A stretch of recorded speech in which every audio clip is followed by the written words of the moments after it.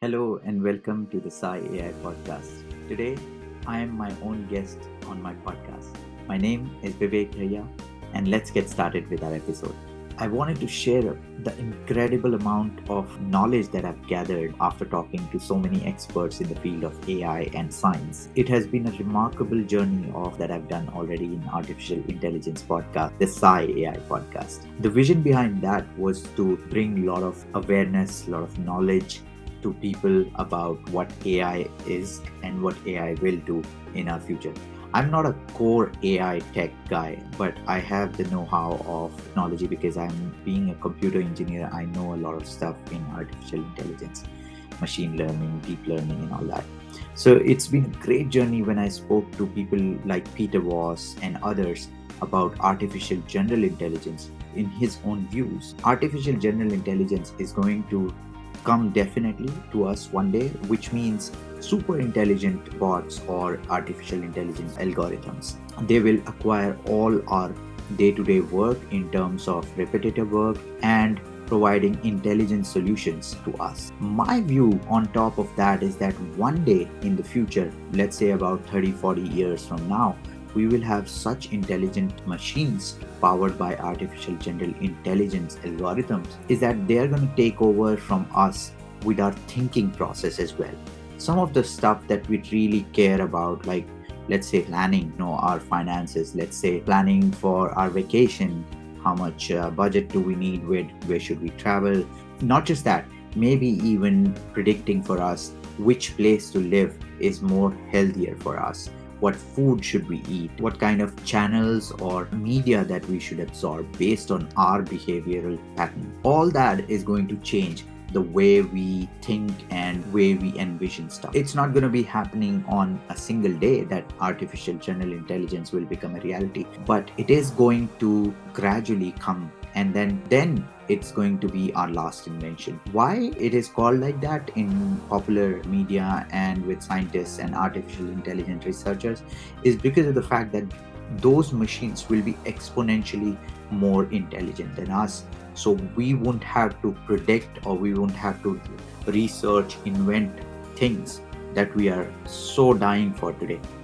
And that gives us a great opportunity in terms of humanity of exploring the realities of not just the outer world, not just the world that we can't see outside our solar system, in terms of reaching out to different galaxies, predicting where the habitable planets could be, predicting even where aliens could live, that our brains, that our little knowledge right now today cannot because of the limited amount of data that we have, but also within, which is what do we don't know about our own earth. Something like the seas, maybe, the creatures living in it, some of the unexplained phenomena like the Bermuda Triangle thing, disappearance of MH370 aeroplane. How did that happen? Something like, exploring Area 51 and stuff like that, which is still a mystery for us.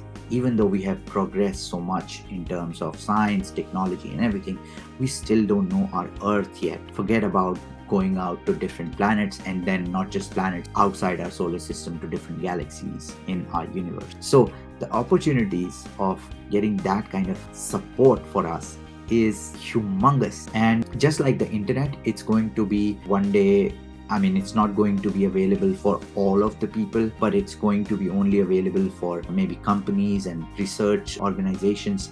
But one day, just like internet, it is going to be a household thing. And that will mean that we will have, of course, so many opportunities of transforming our lives, living in digital world as well as in our natural environments, in our organic environment, because now we don't have to worry about cooking food. Now we don't have to worry about jobs. Now we don't have to worry about driving because self-driving cars and autonomous cars will take over. And so there are so many things in our 24-hour work or day that are going to be taken over by these very intelligent robots, something that you just have to think about it, and cognitively they're so intelligent that they will be even telling you proactively that don't worry about it, I know what you're thinking, we'll plan that for you. So those kind of stuff are amazing opportunity for us But at the same time, like we have seen historically, there will be challenges in terms of conflict. Using these technologies, using these great transforming humanity like intelligence will be used by people who just don't believe in humanity or just don't think long term or have evil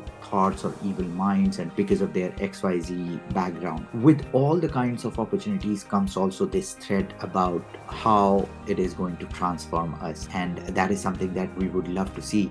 I mean, imagine if one day they will become so intelligent, these machines and these algorithms, we're predicting in artificial general intelligence, that they can even predict whether we are living in a simulation or not. Of course, with our limited knowledge and data available to us and intelligence available to us, we can only say that, yeah, we might be living in a simulation with so much hypothesis and experiments carried out and scientists working on it. But imagine when we will have multiple amount of intelligence from different companies and research organizations who are building these artificial general intelligence machines in future.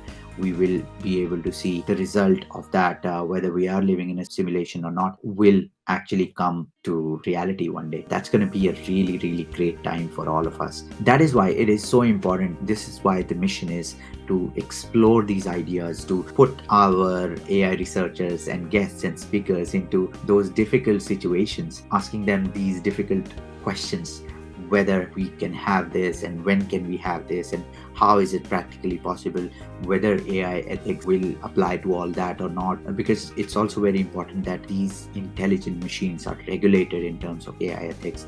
And perhaps that's the reason why OpenAI and other regulatory bodies are already so active and working towards this. That is why I'm so much hopeful about AI and its great usage for the world and for humanity, and I need your support. So if you really like this podcast, the SCI-AI Podcast, then please subscribe to my channel and to my podcast. We are available on YouTube, Spotify, Apple, Google, and everywhere that you can imagine. So please subscribe, leave a like on this video, share your feedback about it, and definitely share it with your friends, this video and the podcast. Until next time, bye-bye, and we'll see you soon. Thank you.